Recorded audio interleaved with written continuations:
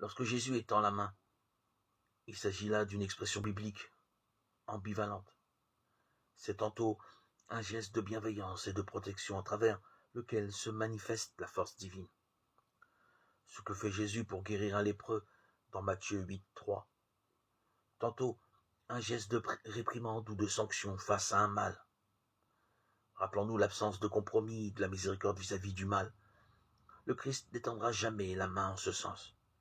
Toutefois, il le fera en d'autres circonstances étrangères à la compassion. Étendre la main pour se saisir d'un objet, d'une épée, Matthieu 26, 51 par exemple.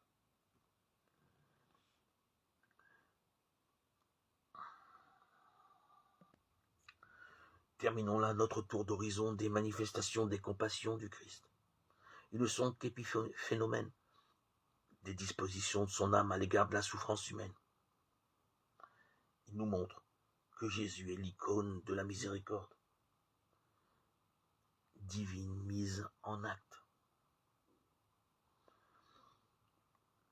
Ces manifestations nous appellent à la confiance en Dieu, qui ne peut et ne veut rejeter aucun de ses enfants que nous sommes, d'autant moins qu'ils sont porteurs de tant et tant de misère.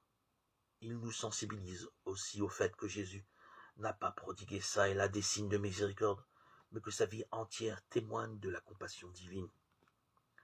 C'est en scrutant celle-ci que nous comprendrons jusqu'où va Dieu quand il aime les siens d'un amour compatissant.